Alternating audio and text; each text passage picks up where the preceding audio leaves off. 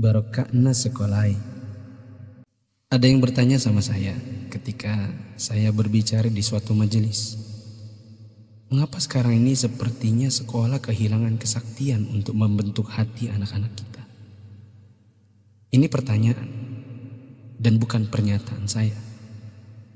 Saya hanya mampu menjawab begini. Dulu orang tidak sekolah setinggi sekarang ini.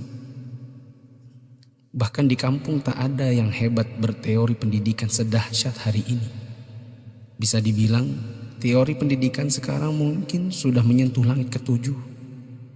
Tapi sebenarnya ada yang hilang, yang disebut dengan keberkahan. Keberkahan bukan buatan manusia, melainkan pemasena puange, rahmat Allah. Bukan sekolah yang membuat orang sukses, tetapi Allah lah yang berada di balik semua kesuksesan manusia dalam usahanya. Maksudnya, secara khusus saya mengajak Anda yang berusia 40 tahun ke atas untuk menengok sejenak ke belakang. Balik ki. Ingat waktu kita sekolah di SD, yang nafas tak baru setengah-setengah, kita sudah disuruh ke sawah, membantu guru matanik menanam padi, membantu guru mencari kayu bakar di dare, di kebun, mengambil air untuk dipakai guru di rumahnya, disimpan di gumbang.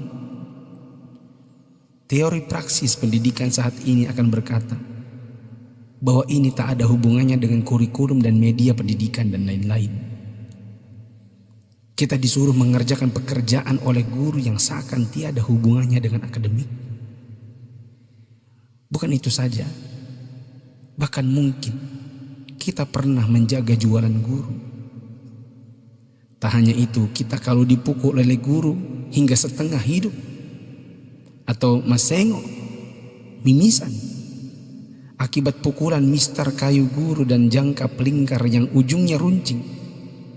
Disinilah intinya. Atas itu semua, pernahkah orang tua kita protes? Pernahkah orang tua kita mengeluh dengan tugas-tugas tadi? Pernahkah orang tua kita melarang kita ikut ekskul dalam tanda kutip yang saya sebutkan tadi, mencari kayu, mengambil air? Sama sekali no. Orang tua kita tidak pernah mempersoalkan. Inilah mata air yang mengalirkan keberkahan. Atas kesabaran orang tua terhadap dunia persekolahan, Allah pun turun dengan tangannya. Dia membalas kebaikan hati orang tua atas penghormatan terhadap guru dan eksistensi sekolah yang bahkan mungkin dengan segala kelemahan. Tak perlu pakai teori pendidikan, sebab orang tua kita tak paham itu semua. Tapi teori dan kehendak Allah yang berlaku. Inilah yang disebut dengan barakah, keberkahan. Boleh jadi kita sudah jauh berjalan, tapi mari kita tengok sejenak betapa hebatnya pendidikan orang dulu. Kebodohan guru zaman dulu dengan ekskulnya, serta kesabaran orang tua dengan ketidakpahamannya, rupanya mengusik Allah Ta'ala dengan menurunkan barakah pamasya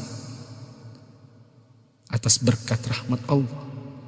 Bukan hanya bagi guru, tidak juga hanya untuk orang tua. Bahkan keberkahan itu pun dinikmati oleh anak didik. Tengoklah sekarang, orang tua memenjarakan guru, anak memfitnah gurunya, dicubit bilangnya ditempeleng, diajari katanya dicaci maki, dinasihati lapornya dihina, ditegur ujarnya dipermalukan. Bagaimana mungkin berkah Allah bisa datang? Anda yang berumur 40-an, pernah kita melakukan ini? Bahkan kita membohongi orang tua karena melindungi guru. Kalau perlu orang tua tak perlu tahu apapun keadaannya. Itulah sebabnya di akhir sekolah dahulu kita selalu menyisakan air mata kebahagiaan.